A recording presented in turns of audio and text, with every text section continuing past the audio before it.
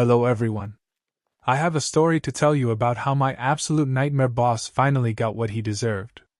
It's a long story, so buckle up.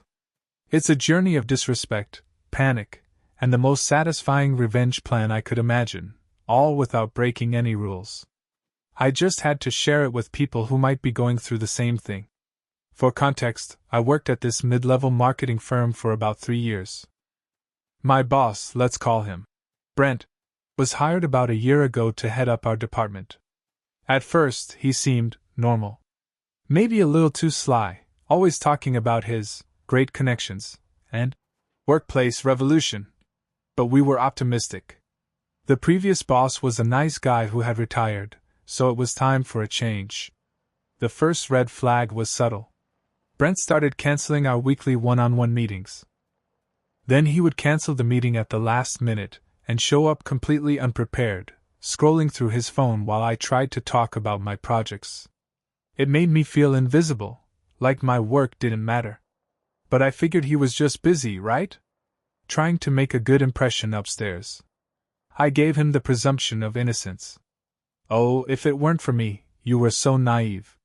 The real problem started about 2 months ago. It started with little things, a bad compliment here, taking credit for my idea at a meeting there. But the first serious sign that something was seriously wrong was the expense report fiasco. I had submitted a receipt for a client's lunch a few weeks earlier, and my reimbursement had mysteriously always processed. I eventually went to HR to ask, and they showed me a digitally approved form from Brent stating that the lunch was unauthorized, and therefore denied. But I had an email where he directly told me to win them dinner. I felt a cold knot form in my stomach. He was lying to the system, and it was costing me money. That's when the presumption of doubt officially expired. So after the expense report thing, I was pretty steamed. It wasn't about the money, though that definitely hurt, it was the principle. He looked me right in the eye and said, "I'm sure I approved that, you must be misremembering." With this condescending little smile. Gaslighting 101. I decided then and there to start a paper trail. Every interaction, every instruction, I followed up with a per our conversation email. "Hi Brent, just to confirm, you'd like me to move forward with the Anderson project as we discussed?" He hated it. He'd sometimes reply all snippy with, "A simple yes would suffice." But I didn't care. I needed a record. Then came the project that changed everything.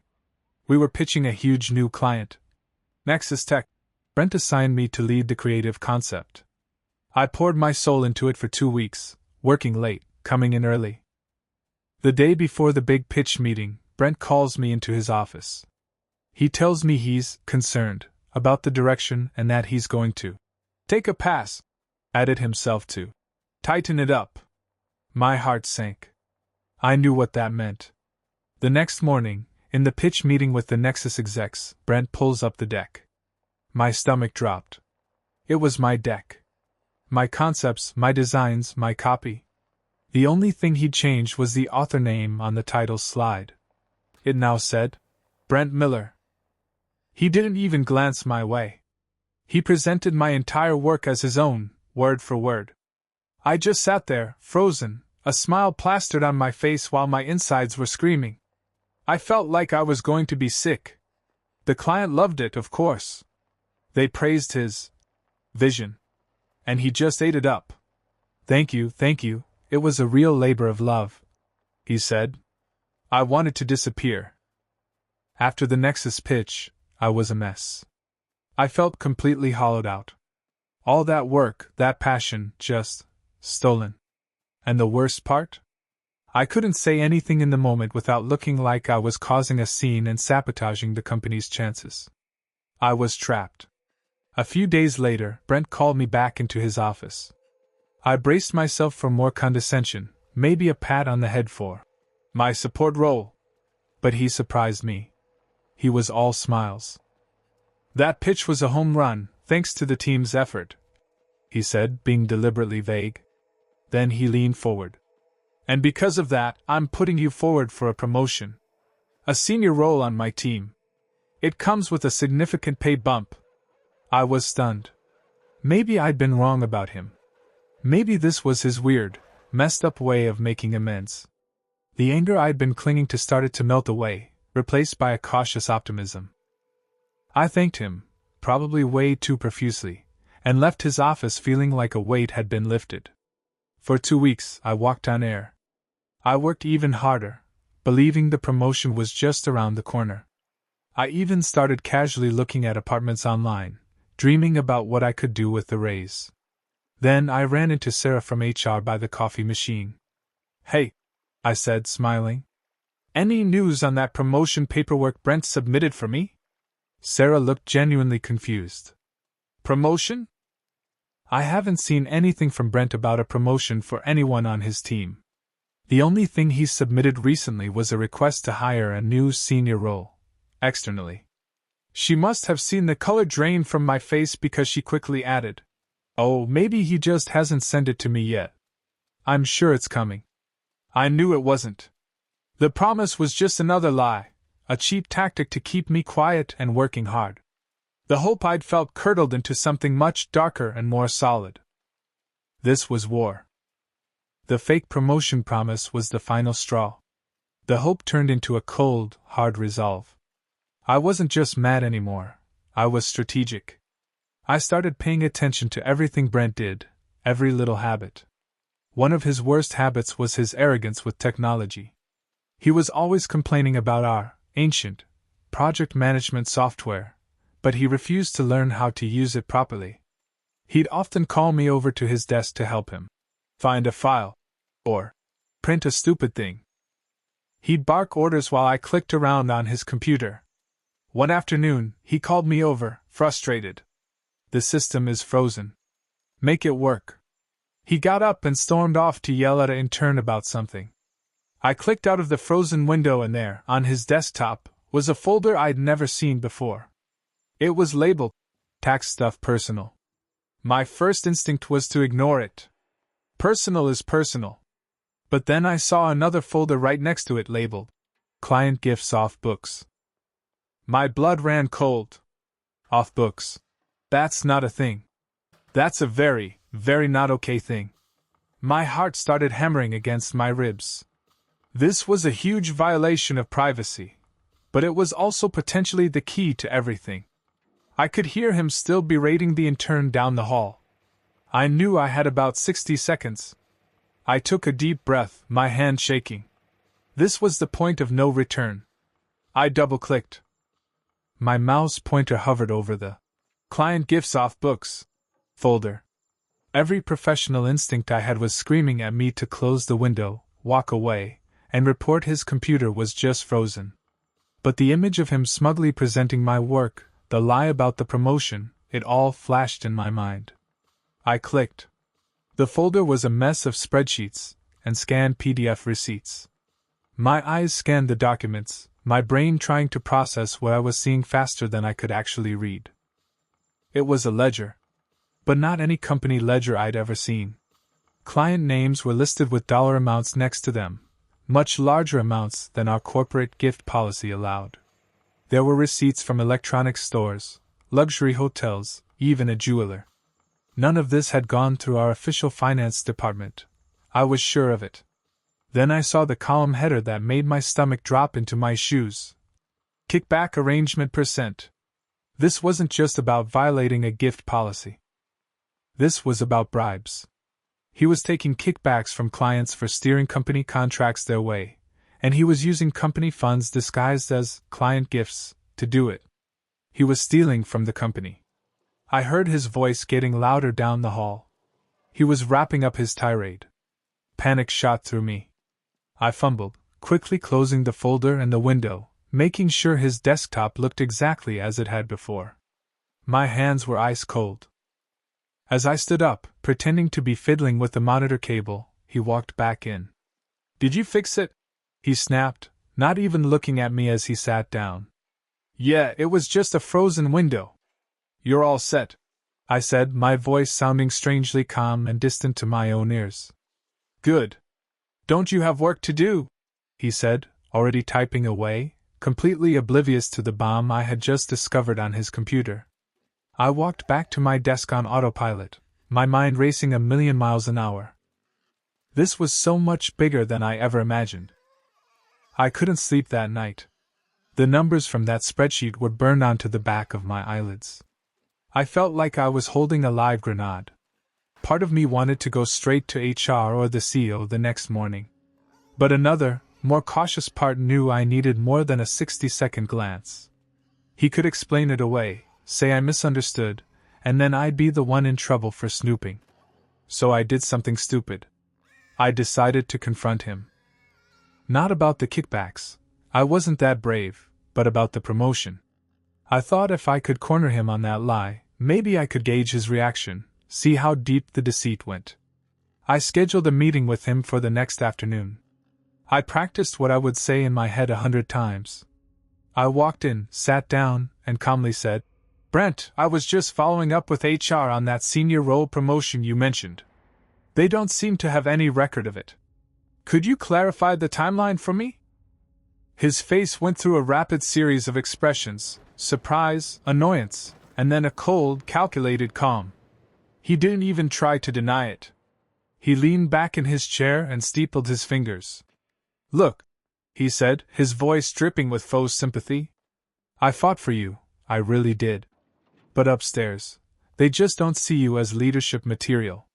They think you're more of a support player. A great one. But not a lead. I'm sorry you got the wrong impression."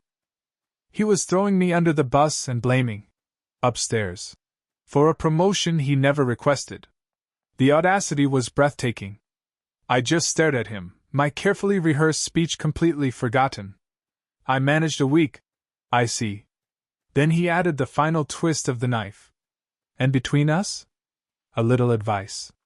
This kind of entitlement, questioning your superiors? It's not a good look. It's exactly the kind of thing that confirms their doubts about your readiness for the next level." I was being gaslit and threatened in the same breath. I left his office feeling smaller and more powerless than I ever had. My confrontation had given him exactly what he wanted, a reason to paint me as the problem. I knew then that going through official channels with half-proof was a suicide mission. I needed irrefutable evidence. Walking out of Brent's office after that conversation felt like walking through wet cement. The rest of the day was a blur. I remember sitting at my desk, staring at my screen, the words swimming in front of me. I couldn't focus on anything. The initial shock was like a physical blow. My ears were ringing, and I felt a hot, prickly sensation all over my skin. How could he just lie like that, so easily and so completely? It was so brazen it was almost impressive. That shock quickly curdled into a white-hot anger. I fantasized about marching back in there and just letting him have it. I drafted a dozen scathing emails in my head. But by the time I got home, the anger had burned out, leaving behind this hollow, aching sadness. I felt so stupid. I'd fallen for his fake promotion promise. I'd given this company my all, and for what? To be a stepping stone for a conman? I questioned everything, my skills, my judgment, my future there. I didn't even want to get out of bed the next morning.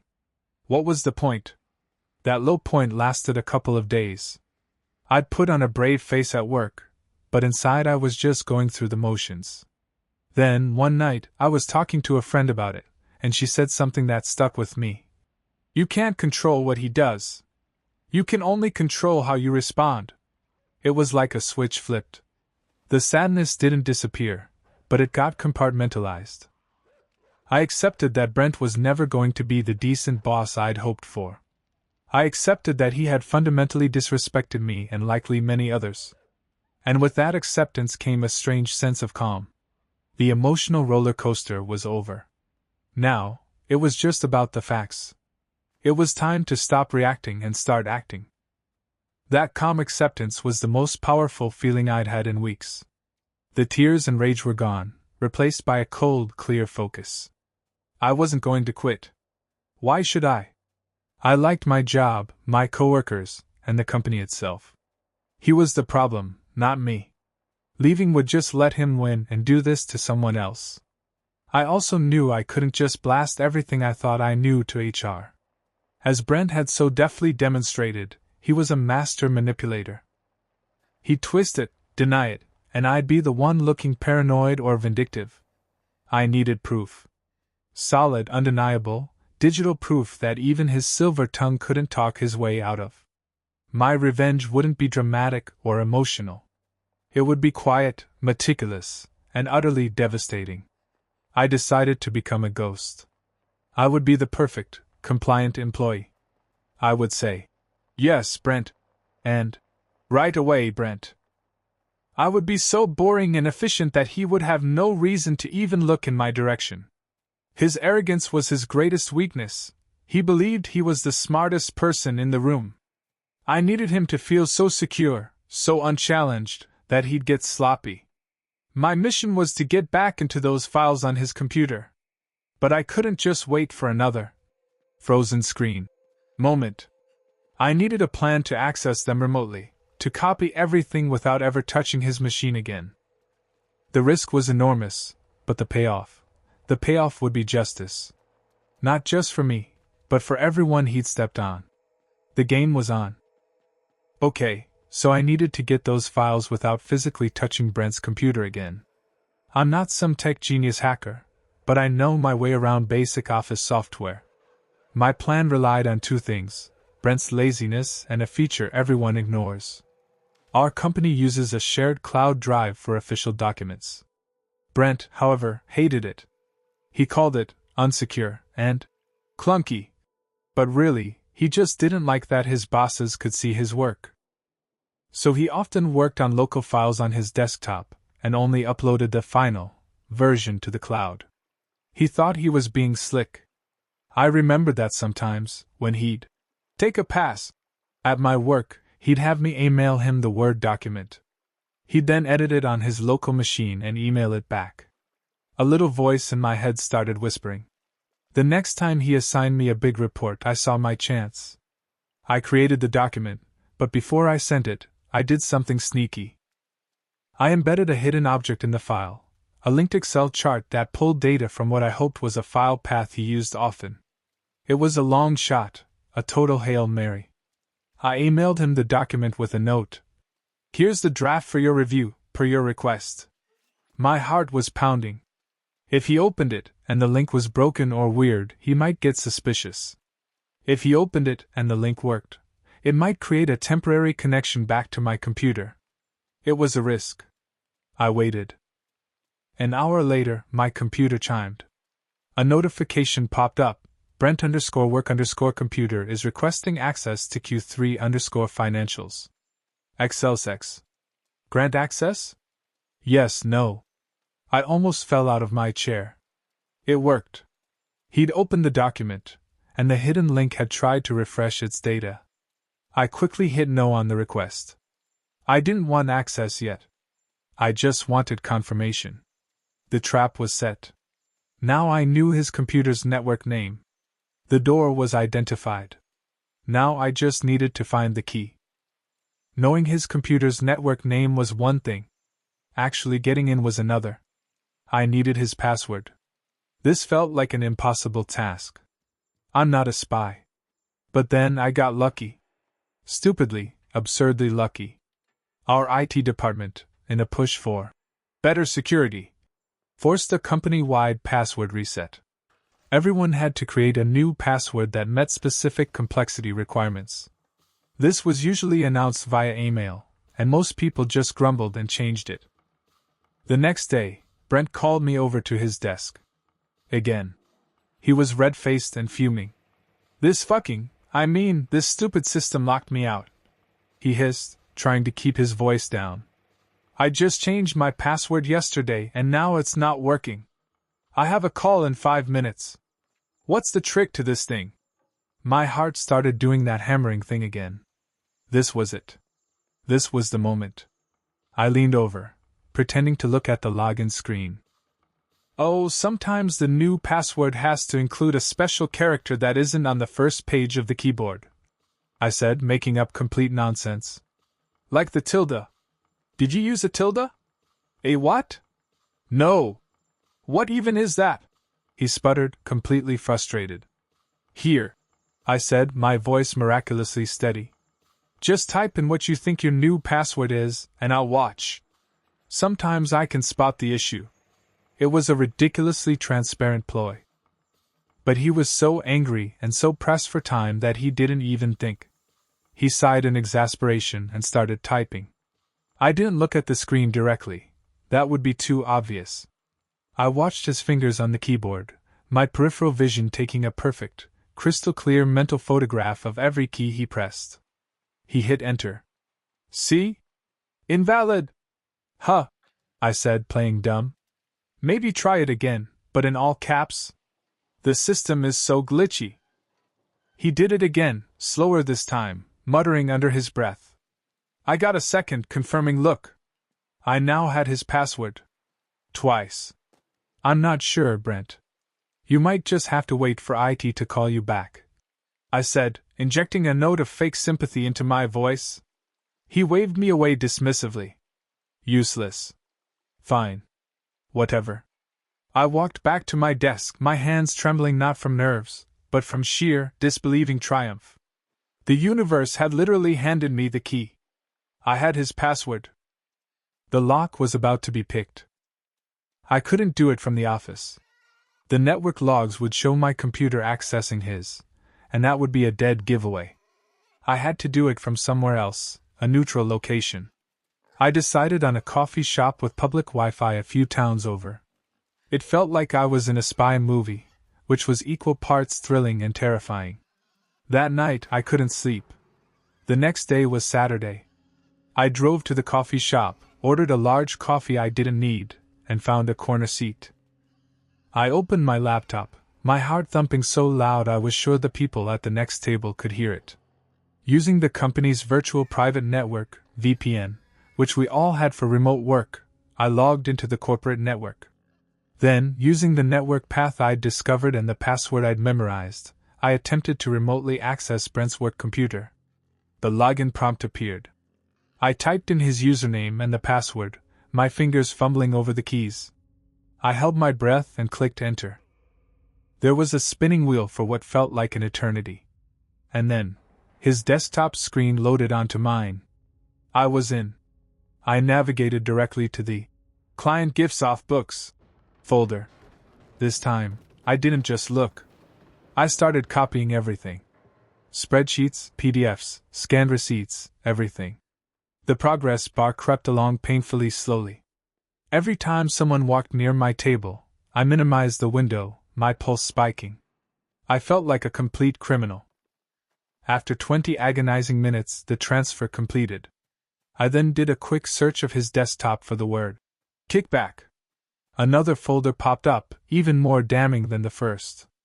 I copied that one too. I disconnected from the VPN and from his computer, closed my laptop, and sat there for a full 5 minutes, just breathing. I had it. I had all of it. The evidence was sitting on my laptop. The power shift was absolute. He just didn't know it yet. Sitting in that coffee shop with the evidence on my laptop, I felt a surreal mix of power and panic. I had the proof, but what was I supposed to do with it? I couldn't just send it from my personal email. That would be traceable right back to me. I needed to be a ghost. I needed to get this information to someone who could actually do something with it, without them knowing it came from me. I thought about sending it to HR, but what if someone there was friendly with Brent? The CEO felt too remote, and it might get lost in an assistant's inbox. Then I remembered the company had an anonymous ethics hotline. It was one of those things you click through on the onboarding paperwork and never think about again. It promised confidentiality and allowed for anonymous digital submissions. It was perfect. I went home and spent the rest of the weekend meticulously organizing the files. I created a new, anonymous email address. I wrote a clear, concise, and completely neutral summary. No emotions, no. And then he was mean to me. Just the facts. These documents, sourced from Brent Miller's work computer, appear to show systematic kickback schemes and off-book expenditures in violation of company policy and likely federal law. I attached the most damning spreadsheets and a few of the clearest receipts. I didn't send everything, just enough to guarantee an investigation. I wanted them to find the rest themselves. On Monday morning, from a library computer, I submitted the report and the files through the anonymous hotline portal. I felt a wave of nervous exhaustion. The die was cast. There was no taking it back now. All I could do was wait and see if the system would work, or if Brent's slimy charm would wriggle him out of this one too. The week after I sent the anonymous tip was the strangest of my life. I went into the office every day expecting something. Men in suits. Brent being escorted out. A company-wide email. But nothing happened. Everything was completely normal. Brent was his usual, infuriating self, taking credit, micromanaging, making backhanded compliments. The sheer normalcy of it was almost worse than the anticipation. I started to get paranoid. Did the hotline not work? Did someone intercept it? Was my anonymity compromised? Maybe Brent had friends in high places who buried it. I had to act perfectly normal. I smiled. I nodded. I said, "Yes, Brent." It was agony. I felt like I was screaming on the inside while my exterior was a placid lake. Every time my phone buzzed or an email from HR popped up, my heart jumped into my throat. Then, on Thursday afternoon, I noticed a change, but it was so subtle I almost missed it. Janice from finance, a woman known for her no-nonsense attitude and who had been with the company for 20 years, came to our floor. She didn't come to see Brent. She went to see Brent's assistant, asking for some routine audit files. But her demeanor was different. She was too still, too focused. And she didn't make small talk with anyone. Later that day, I saw our CEO walking through the department with a visitor I didn't recognize, a serious-looking man in a very sharp suit. They weren't coming to see anyone, they were just walking, observing. They didn't stop to chat with Brent, which I found interesting. Usually, the CEO would at least wave. The air felt charged, like right before a thunderstorm. Nothing was happening, but everything felt different. The waiting was torture, but I knew something was moving. I just had to keep my head down and let it play out. The investigation had begun. They were just being very, very quiet about it. It happened on a Tuesday morning, just after 10 a.m. I'll remember the details forever because it was so surreal. Two men in suits I'd never seen before walked into our department. They didn't look angry or mean, just very serious and very official. They were followed by our head of HR and the CEO himself. The entire floor went quiet. You could hear a pin drop. They walked straight into Brent's office and closed the glass door. We all pretended to be working, but every single person was watching from the corners of their eyes. We couldn't hear what was being said, but we could see the body language. Brent's smug smile melted away. He started talking fast, his hands moving, probably giving one of his excuses. The head of HR just shook her head slowly. The CEO stood with his arms crossed, his face like stone. After about 5 minutes, Brent stopped talking. He just deflated. He looked small. One of the suits said something, and Brent slowly stood up. He didn't clean out his desk. He didn't shake anyone's hand. He just walked out of his office, flanked by the two suits and the HR lead, and they escorted him right out of the building. He didn't look left or right. The CEO stayed behind. He asked for everyone's attention. His voice was calm but firm. Effective immediately, Brent Miller is no longer with the company. For the time being, please direct any questions to Janice in finance or to HR. We will have an interim department head appointed shortly. Thank you for your focus during this time. And that was it. No drama, no screaming, no big scene. Just a quiet, professional, and utterly final removal. The second the CEO left, the office erupted into a hushed, frantic buzz. Phones were lighting up with texts. I just sat at my desk, my hands shaking slightly, not from fear, but from sheer, unadulterated relief. It was over. He was gone. The system actually worked. In the weeks that followed, the full story slowly trickled out. Brent wasn't just fired, The company was pressing charges for embezzlement and fraud. The anonymous tip had given them everything they needed to launch a full audit, which uncovered even more than I had found. Our new interim boss is amazing, transparent, respectful, and actually knows how to use the project management software. The mood in the office is like a black cloud has lifted. People are smiling again. The expense report system got a major overhaul, and surprise, my reimbursement from months ago magically appeared in my next paycheck with a formal apology from HR. So, what did I learn from all this? First, trust your gut. Those early red flags? They were real. Don't talk yourself out of your own discomfort. Second, document everything. Per our conversation, emails were a lifesaver. They created a timeline and proved I wasn't misremembering. Third, play it smart. Revenge isn't about yelling matches or public scenes. That just gives a toxic person ammunition to use against you. The most satisfying revenge is a quiet, strategic one where you let them defeat themselves with their own actions. I just handed the rope to the people in charge. He was the one who chose to tie the noose. Finally, remember your worth. No job, no boss, is worth your mental health or your integrity. There are ways to fight back that don't involve sinking to their level. I stayed. I fought. And I won. And if you're in a similar situation with a toxic person in power, just know that you can too. Be patient, be smart, and cover your back. Thanks for listening, everyone.